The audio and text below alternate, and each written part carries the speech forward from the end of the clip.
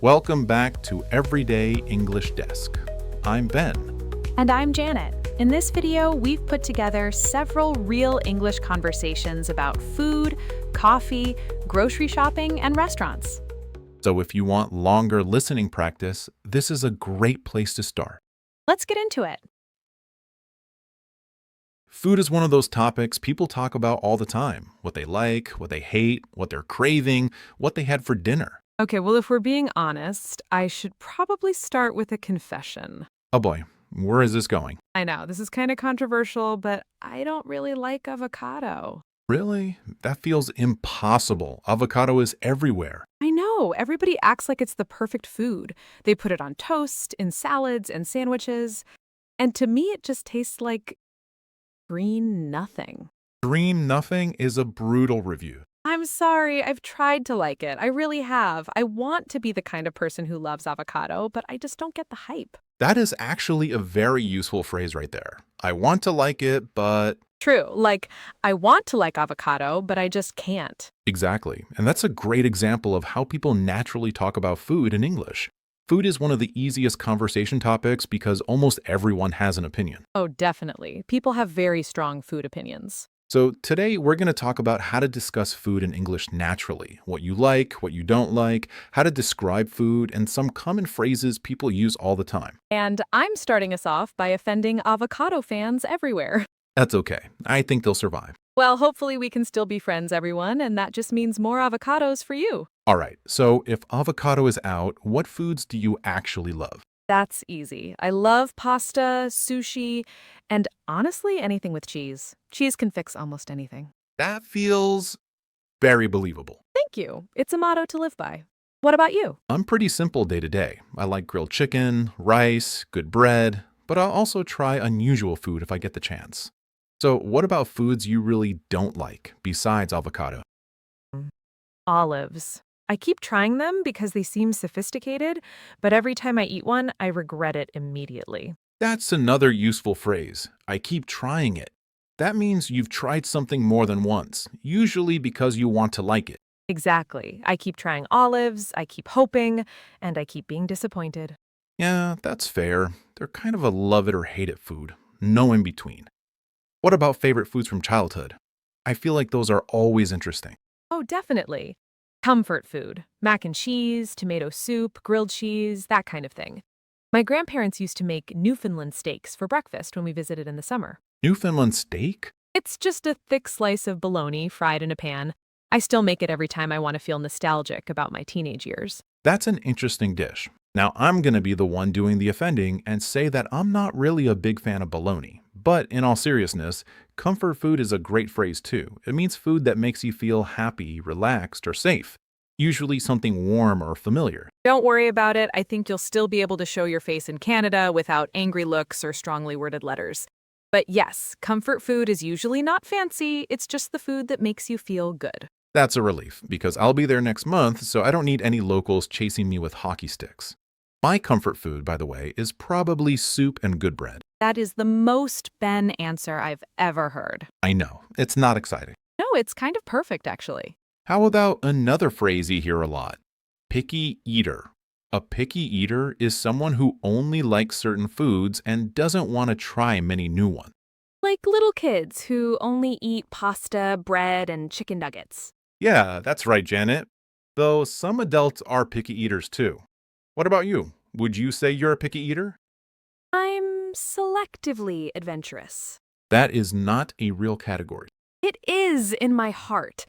I like the idea of trying new food, but when something actually looks strange, I suddenly become very cautious.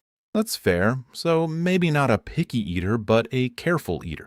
Yes, that sounds much nicer. What about you, Ben? Are you a picky eater?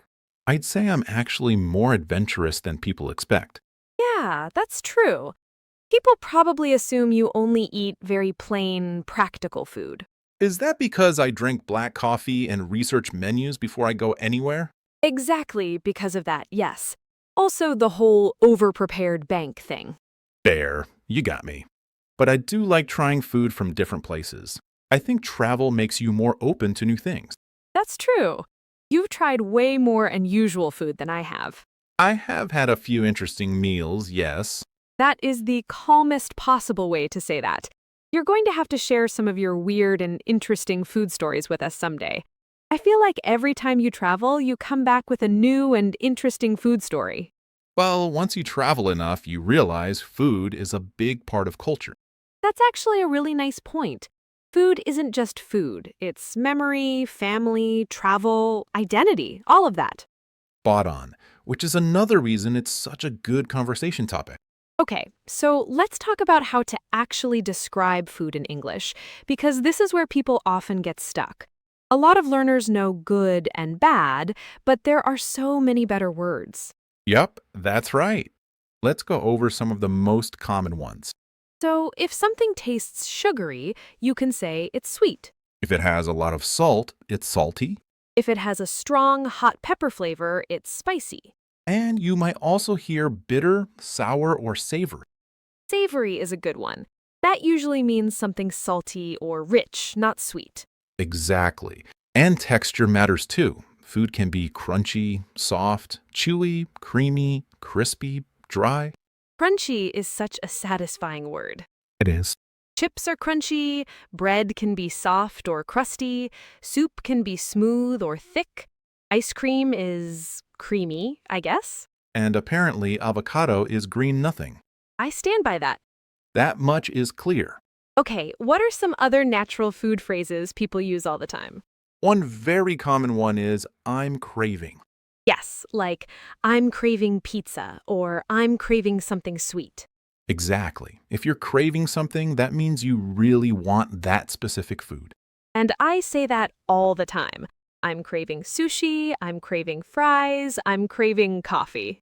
You do, especially the coffee one. I'm drinking some right now. Of course you are. Okay, another useful phrase is, I'm in the mood for. Oh, that's a good one too. I'm in the mood for something spicy, or I'm in the mood for soup. Right, it's slightly broader than craving, but very common. And then there's comfort food, which we already talked about.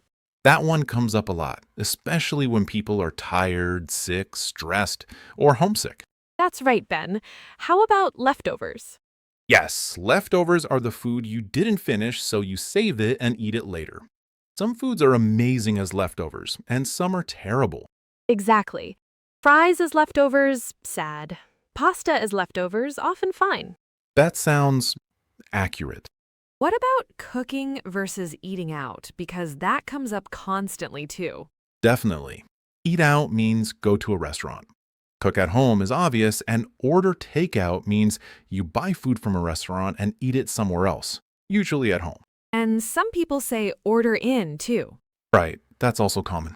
I probably eat out or order takeout more often than I should. And I probably cook at home more often than I need to. Yes, that also sounds like you. I like knowing exactly what I'm eating. I like not doing dishes. Both are fair positions in my book. Agreed. Okay, what are some natural ways to say food is really good? You can say delicious, amazing, really tasty, excellent, incredible. And if something is not good, you might say bland, gross, too greasy, too salty, too sweet. Bland is especially useful. That means the food doesn't have much flavor. And greasy means it has too much oil or fat. Sometimes greasy is a good thing, but too much will ruin it. Another useful distinction is spicy versus flavorful. That's a good point. Something can be flavorful without being spicy. Right, spicy usually means hot with chili or pepper. Flavorful just means it has a strong, pleasant taste. This is why food is such a fun topic in English. It's useful, but it's also easy to make personal. That's right, Janet. You're not just memorizing vocabulary. You're talking about your real preferences. Okay, before we wrap up, I need to ask one more important question. I'm slightly worried already. What food do you think people pretend to like? Oh, you really want to end this episode dangerously. I do. I'm committed to honesty. Well, I think some people pretend to like very bitter coffee. That is such a personal attack on your own lifestyle. No, I actually like it. I'm just saying not everyone does. Fair. Mine is still olives. I want to like them, but every time I try them, I regret it. I think people don't like them as much as they say they do. And that phrase again, I want to like it, but is extremely useful. Yes, I want to like sushi, but I'm still getting used to it. I want to like spicy food, but it's too much for me. That's a very natural structure in English. All right, everyone, now we want to hear from you. What food do you love, and what food do you just not understand? Or tell us, are you a picky eater or do you like trying new things? And if there's a food word or expression in English that confuses you, leave it in the comments below. If this episode helped, coffee shops. Whether you're traveling, living in an English-speaking country, or just want to practice your English. Right. And knowing how to order coffee and snacks in English is super useful. So we're going to cover all the key phrases, vocabulary, and And we're going to share some of our own coffee shop disasters too. yeah, we definitely will. So, Janet, let's start with you. What's your relationship of coffee shops like? Oh my gosh. Okay, so I'm basically one of those people who lives in coffee shops. Like I probably spend more money on coffee than I do on groceries, which is it's a problem, honestly.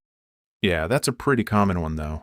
But I love the whole experience, like walking in, smelling the coffee, the little ritual of ordering. But here's the thing. I used to be so nervous about ordering at coffee shops. I had some serious anxiety about it. Really? What made you nervous? Oh, everything. Like the sizes are confusing, and then there's all the milk options, and the barista is asking me questions really fast, and there's a line behind me. Oh, yeah, all the pressure.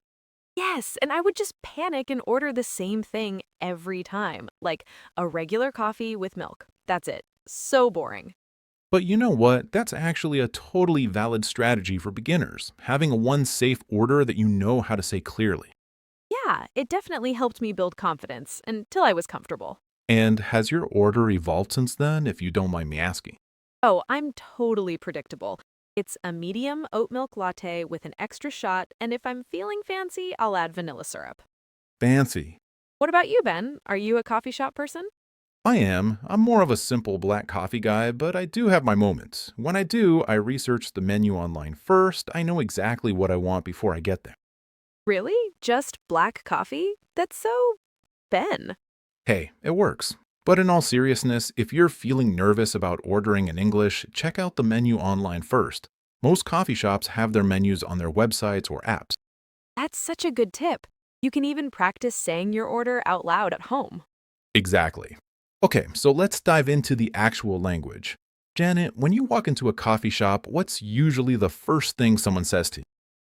Usually, hi, what can I get for you? Or what can I get started for you? Oh, and sometimes, how's your day going if it's not super busy? Good examples. And the key thing for learners is you don't have to answer everything perfectly. A simple good thanks for the day question, and then you can just jump right into your order. Right. And you can start with hi or hello, and then say, can I have or I'd like. Those are super safe ways to start your order. Yep. So let's talk about the actual drink names. This is where it gets interesting because different coffee shops use different terms. But let's start with the basics. Janet, what are some common coffee drinks everyone should know? Okay, so the basic ones are coffee, just regular black coffee. That's Ben's favorite, of course. That's right. Lattes, my go-to, that's coffee with steamed milk. Cappuccino, coffee with steamed milk but more foam. And then there's the Americano, which is espresso with hot water. It tastes like regular coffee, but it's made differently. Great. And don't forget about espresso itself. That's the strong, concentrated coffee that comes in a tiny cup. Some people love it. Some people, well, let's just say it's an acquired taste. It's so strong. But what about cold drinks, like iced coffee, frappuccinos, cold brew? Good point. So, iced coffee is just regular coffee served cold with ice. Cold brew is coffee that's been steeped in cold water for a long time. It's smoother and less acidic. Right, and frappuccinos are like coffee milkshakes, basically.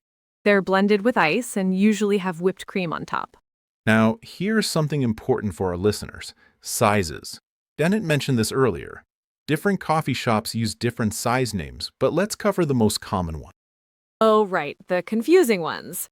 So at that one big chain, it's tall, grande, and venti, but at other places, it might be small, medium, and large, or sometimes just small and large. Exactly. And here's a tip. If you're confused, you can always point at the cup sizes and say, this size, or ask, what sizes do you have? Yes, don't be embarrassed to ask questions. The baristas are usually really helpful. Now, let's talk about customizing your drink. This is where you can really practice your English, but it can also be overwhelming. Janet, what are some common customizations? Okay, so first there's milk options. You can get regular milk or non-dairy milk, like almond milk, oat milk, soy milk, coconut milk. There are so many now. Right. And you can say with oat milk or can I get almond milk instead? Oh, and sweeteners. Sugar, honey, artificial sweeteners, or flavored syrups like vanilla, caramel, hazelnut. And temperature options too. You can ask for extra hot, or if you want iced drinks but not too cold, you can ask for light ice. Oh, yeah. Or no whipped cream if you don't want that. I always forget about that one. Perfect. So let's put this together. What might a complete order sound like, Janet? Hi, can I have a medium latte with oat milk and 1 pump of vanilla syrup, please? Sounds perfect. And don't forget to say please and thank you. It makes such a difference. Now, let's talk about food, because coffee shops aren't just about coffee anymore. Janet, what kind of snacks and food can you typically find? Oh, everything. Pastries like croissants, muffins, scones, Danish pastries, bagels with cream cheese or other toppings, cookies, brownies, cake slices. Yep, and sandwiches. Yes, sandwiches, wraps, sometimes salads, and a lot of places have breakfast items too, like breakfast sandwiches or oatmeal. Good. And the language for ordering food is usually pretty straightforward. You can say, and can I also get, or I'll have the blueberry muffin too, or just point and say, and one of those, please. Pointing is totally okay, especially if you're not sure how to pronounce something. Like, I still struggle with croissant sometimes. That's a tough one. Okay, now let's cover some alternative terms, because this is where it gets really interesting. Different regions, different coffee shops, sometimes even different baristas might use different words for the same thing. Oh, this is so true. Like, some places call it a coffee shop, but others call it a cafe or coffee house. Right, and barista is the person making your coffee, but some places might just say server or the person might introduce themselves with their name. And for ordering, instead of can I have, you might hear people say, I'll take, or could I get, or even just 1 medium latte, please.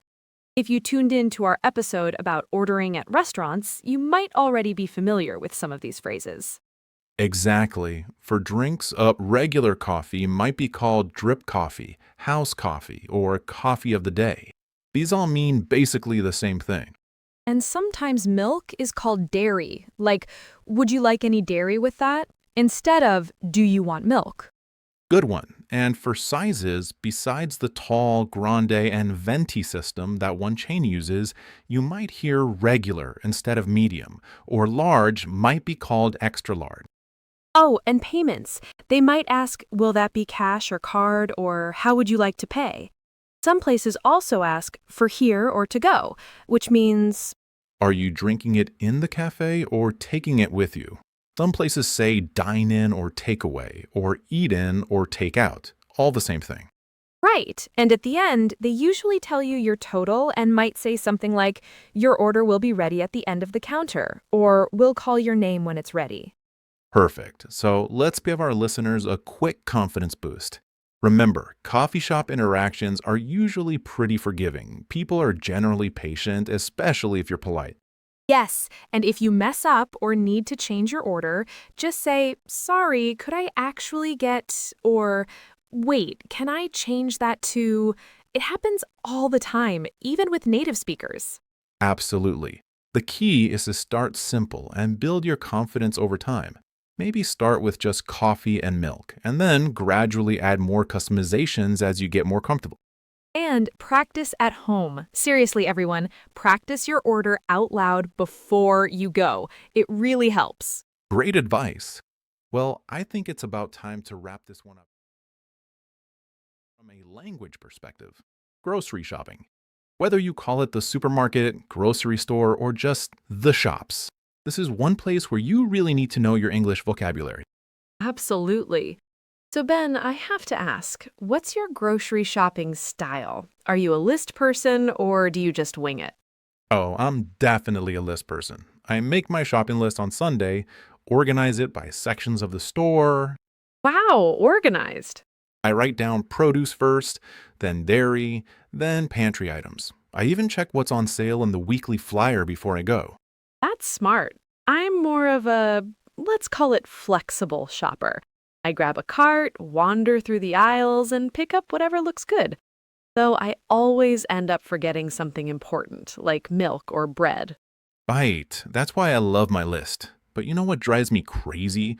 When I get to the checkout and realize I forgot to grab a basket or cart at the entrance, and I'm trying to juggle everything in my arms. Oh no, been there. Or when you're looking for something specific and can't find it, so you have to ask an employee, "Excuse me, where can I find the pasta sauce?" Exactly. And they only say something like aisle 5 next to the canned tomatoes. And you're like, which aisle is 5 again? Or when you're at the deli counter waiting to get some sliced cheese or cold cuts, and the person behind the counter asks, "How thick would you like it sliced?" and you have no idea how to answer.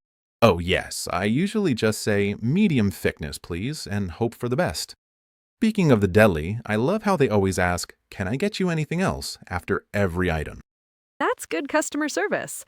And then there's my favorite part, actually, maybe my least favorite part, the produce section. I never know if those avocados are ripe or if that melon is sweet. The produce section is tricky. I see people squeezing fruit and I wonder if they actually know what they're checking for.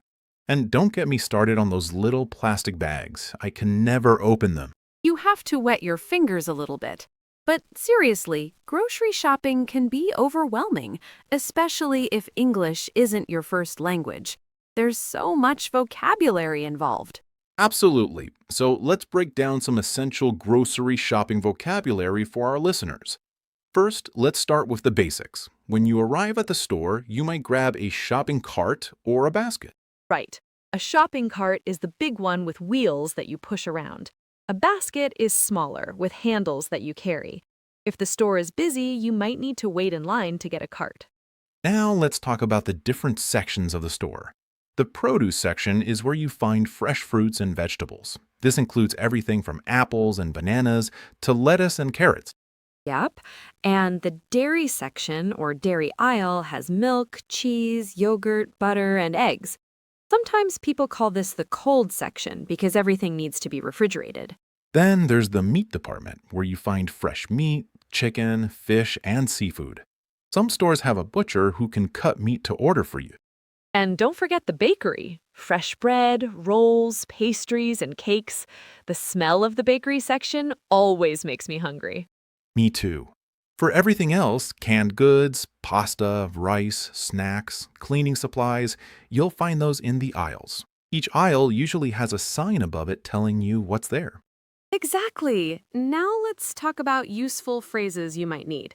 If you're looking for something, you can ask, "Where can I find?" or "Do you carry?" For example, "Where can I find olive oil?" or "Do you carry organic apples?" Those are good ones. At the deli counter, you might say, can I get half a pound of turkey breast, please? Or I'd like some cheese, sliced thin. Remember, in the US, we use pounds and ounces for weight.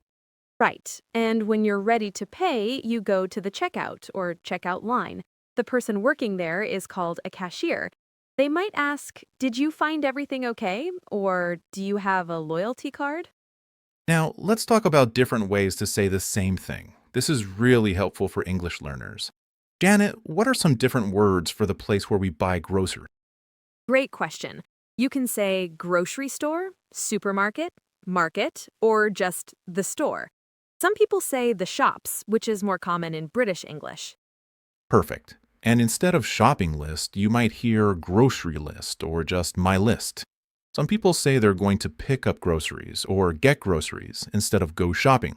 Exactly. And for the shopping cart, some people call it a trolley. You'll hear that more over in England. In some regions of the US, people might say a buggy. A shopping basket might be called a handbasket. Right. And when we talk about food that's about to expire, you might hear expiration date, best by date, sell by date, or use by date. They all mean roughly the same thing. Good point. Instead of saying it's on sale, you could say it's marked down, or it's discounted, or it's a good deal. And when something's expensive, instead of just saying expensive, you might hear pricey or costly. Now let's talk about modern grocery shopping experiences. Janet, what's your take on self-checkout machines? Oh, those can be tricky. You scan your items yourself, but sometimes the machine says unexpected item in bagging area, and you have no idea what you did wrong. Exactly, and then you need to wait for an attendant to help you out. But they're convenient for small purchases. Speaking of modern shopping, digital coupons are huge now. You can load them onto your store's app. Right, no more clipping paper coupons from the newspaper. And many people shop for special dietary needs now. You'll see sections labeled gluten-free, organic, or plant-based. That's so true. If you have allergies, you might ask, is this product nut-free or does this contain dairy? And grocery pickup and delivery are everywhere now. You can order online and either pick up curbside or have groceries delivered to your door. That's been a game changer. And don't forget about payment options. You can pay with cash, credit card, debit card, or mobile payments like Apple Pay or Google Pay. Some stores still accept checks, though that's becoming less common. True. And here's a cultural tip. In the US, it's common to help the person behind you in line if they only have a few items and you have a full cart. You might say, go ahead, or you can go first. That's so nice. And remember, if you're not sure about something, don't be afraid to ask. Most grocery store employees are happy to help, and it's great practice for your English. Before we wrap up, let's talk about store loyalty programs. Ben, do you have one of those reward cards that's supposed to save you money? Yes, I have so many of those cards on my keychain, it looks like I work at the store. When you're at checkout, they might ask, what's your phone number? Or do you have a reward card with us? The cashier might also say, you're saving $15 today with your member discount. That's so satisfying. And some stores have digital apps now instead of physical cards. You might hear, just scan the barcode in your app, or I can look you up by your phone number. Plus, you often get personalized coupons based on what you usually buy. Speaking of shopping patterns, one thing that surprises international visitors is how much grocery stores change with the seasons. In October, you'll see pumpkins and Halloween candy everywhere. In December, there are holiday cookies and special seasonal items. Exactly. And you might ask an employee, where can I find the holiday baking supplies? Or, do you still have Thanksgiving turkeys available? Seasonal aisles are usually set up near the front of the store, and they change completely depending on the time of year. And finally, let's talk about grocery shopping etiquette for a moment. There are some unwritten social rules that can help you feel more comfortable. For example, if you're blocking someone's path with your cart, you might say, "Oh, sorry," or "Excuse me." It's also polite to put your cart back in the cart return area when you're done. Well, that's all for today. Today we're talking about restaurants and all the little stressful moments that come with them. Which sounds fun, but can also be a little stressful. That is a very honest way to describe restaurants. It is, because eating at a restaurant is great. Reading a giant menu while someone is standing there waiting for you to order, slightly less great. It is. That's a very different experience. Especially if it's a place you've never been before. Suddenly, I forget how to read. I don't forget how to read, but I do take way too long deciding. That also sounds stressful for everyone around you. It can be. I like to know what all the options are. Honestly, when I was younger, ordering at restaurants used to make me nervous. Really? Yes, I would read the menu over and over, panic when the server came over, and then order the safest thing I could think of. That's actually very relatable. Even if I wanted something else, sometimes I'd just pick the easiest thing to say because I didn't want to hold everyone up. That makes sense. So, yes, restaurants are fun, but they can also make people weirdly self-conscious. That's true. But the good news is you really do not need perfect English to handle a restaurant. No. Most of the time, you just need a few clear phrases and enough confidence to ask questions when you need to. And honestly, I feel like the first stressful moment is just arriving. That's true, especially if it's busy. Right, because some places want a reservation and some don't. Exactly. If it's a busier sit down restaurant, you might call ahead and say, "Hi, I'd like to make a reservation for tonight." And then they'll usually ask what time and how many people. Right. So you might say, 7 p.m. for 2 people, please. And then they ask for your name. Exactly. That part is simple. The only problem is feeling confident enough to do it. That's true. But once you've done it a few times, it starts to feel very routine. And not every restaurant even needs a reservation. No, a lot of places you can just walk into. And then someone usually greets you and says something like, "How many?" or "Table for two?" or "How many are in your party?" That last one always sounds a little formal, It does. but it's very common. And if the restaurant is busy, they might tell you there's a wait, It'll be about 15 minutes. which is usually either completely true or not true at all. That is a very realistic restaurant experience. Restaurants also feel very different depending on what kind of place it is. That's definitely true.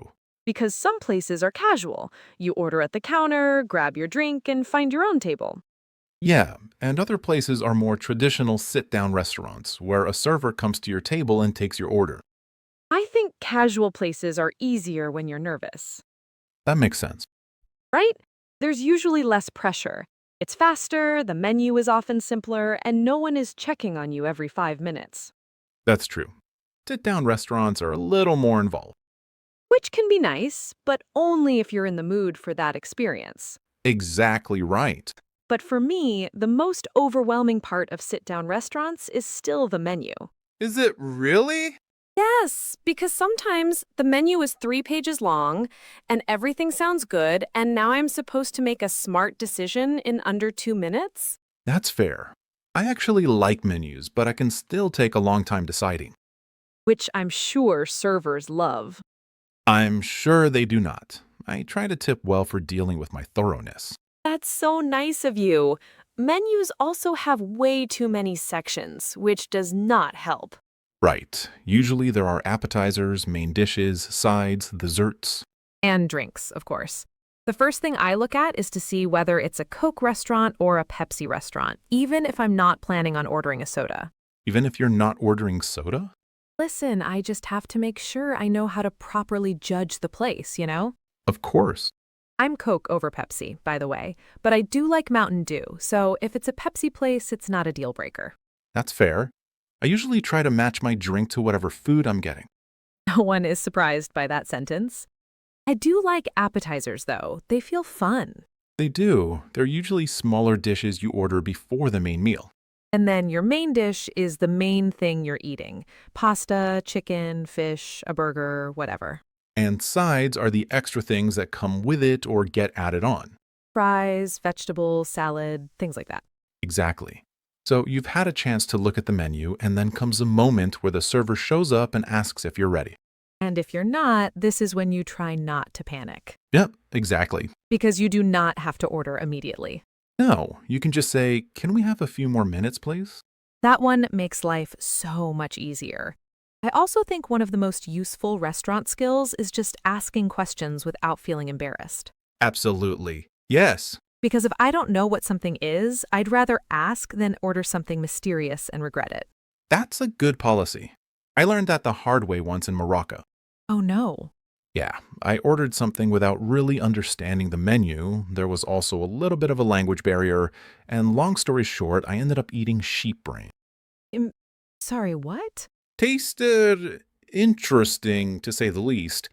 After that, I became a big supporter of phrases like, "What's in this?" and "How is this prepared?" That is an incredibly strong argument for asking questions. And "What do you recommend?" is a great one too, even though that's kind of how I got in that situation to begin with.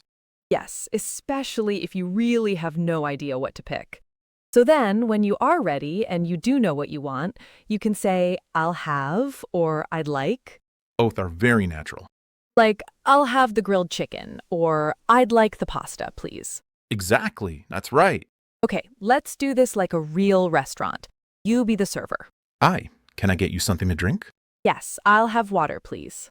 Of course. Are you ready to order? Not yet. Can we have a few more minutes? Absolutely. Take your time. See? That already feels better. Right, just a normal thing people say. And then when they come back, Ready now? yes, I'll have the grilled chicken, please. Great choice. Anything else? Actually, can I see the dessert menu? Of course. I'd like the chocolate cake, please. Perfect. That's a very realistic restaurant interaction, and I like that none of it is complicated. A situation that does get more stressful is when something goes wrong. That's true. Like if your food is cold. Exactly. You can say, "Excuse me, this is a little cold. Could you warm it up?" That sounds much better than just silently suffering. What if they bring the wrong dish? Then you can say something like, "I'm sorry, I ordered the chicken, not the fish." That one is very useful. And if you have dietary restrictions, that matters too. Right. You might say, I'm vegetarian, or no onions, please, or can I get this without cheese? Exactly. They deal with requests like that all the time. Usually a short, clear sentence is enough. That's a good point. Then, eventually, we arrive at my favorite part of the meal, Dessert? leaving. There. Because by that point, I've already made all my decisions, survived the menu, and now I just want to pay and go home. That's a very honest answer. Thank you. When you're ready to leave, you can say, "Can we get the check, please?" Very useful phrase. And then when it's time to pay, you can say, "I'll pay with cash," or "Can I use my card?" Simple and direct. Exactly right. And if you're in the US, tipping is part of the restaurant experience too. Right. Usually around 15 to 20%. You know what's less stressful than eating at a restaurant?